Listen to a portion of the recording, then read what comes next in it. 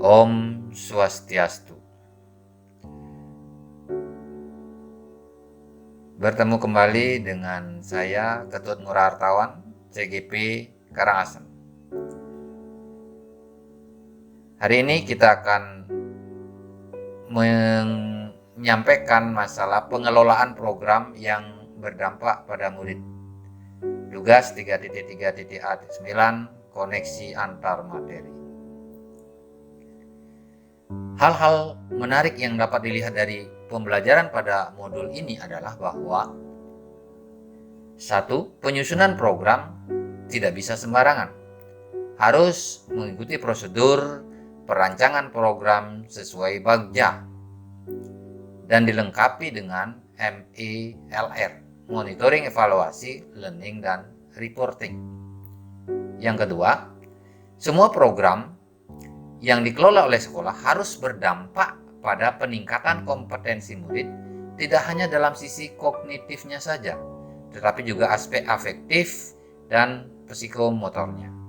Yang ketiga, pengelolaan program sejalan dan selaras dengan visi misi sekolah, visi misi yang berpihak kepada murid. Yang menjadi benang merahnya dalam hal ini adalah bahwa perancangan program yang berdampak pada murid harus mengoptimalkan potensi dan aset positif dan bertujuan meningkatkan kompetensi murid dengan resiko yang diminimalisir melalui penerapan manajemen risiko dan secara terus-menerus dievaluasi untuk perbaikan program-program ke depannya. Melalui apa? Melalui MELR, Monitoring, Evaluasi, Learning, dan Reporting.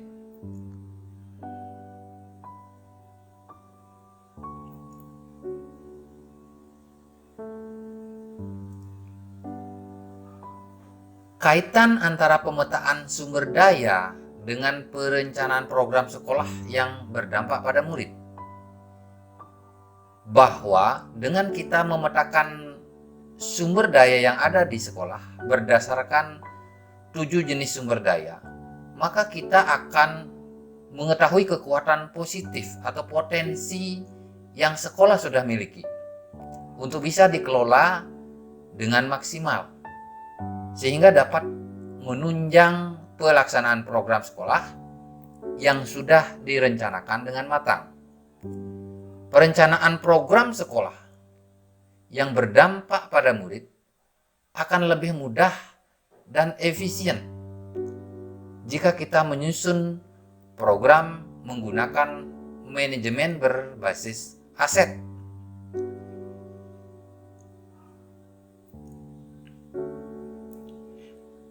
Manajemen berbasis aset merupakan manajemen yang mengutamakan potensi sekolah, yang mengutamakan aset sekolah yang bisa dimaksimalkan untuk kepentingan pengembangan sekolah.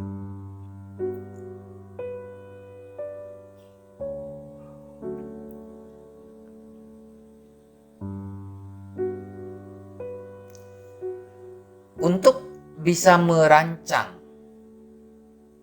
program sekolah yang berdampak pada murid, diperlukan pengetahuan dan pemahaman tentang materi-materi sebelumnya, yaitu materi Bagja tentang bagaimana kita bisa menyusun sebuah program. Bagja kita ambil dari buat pertanyaan, kemudian ambil pelajaran positif dari pengalaman, gali mimpi, jabarkan rencana, dan atur eksekusi. Kemudian yang kedua, materi pengambilan keputusan sebagai pemimpin pembelajaran untuk mengambil keputusan yang tepat dalam perencanaan dan pelaksanaan program. Kemudian materi pemetaan aset untuk bisa memetakan aset sekolah sebagai modal dalam perencanaan dan pengelolaan program. Kemudian yang Berikutnya adalah materi pembelajaran berdiferensiasi atau mungkin materi KST yang juga mendukung penyusunan program sekolah, karena kita bisa mengetahui kebutuhan belajar murid dengan melakukan pemetaan kebutuhan belajar berdasarkan minat, gaya belajar, ataupun kesiapan belajarnya, sehingga kita bisa tahu program apa yang akan diperlukan.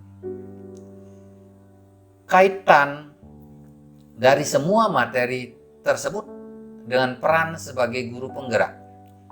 Jika kita kaitkan semua materi dengan peran sebagai guru penggerak, maka kita bisa katakan bahwa guru penggerak berperan penting tidak hanya dalam menggerakkan seluruh warga sekolah, tetapi juga bergerak di dalamnya dalam memberikan contoh aksi nyata tentang implementasi dari materi yang sudah diberikan, berbagi praktik baik, berkolaborasi dengan semua stakeholder sekolah.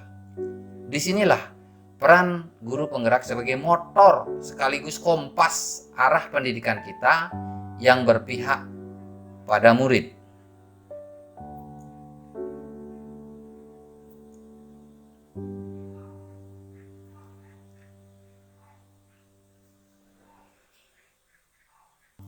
Pada murid. Semoga bermanfaat. Terima kasih dan salam dan bahagia. Tetap semangat.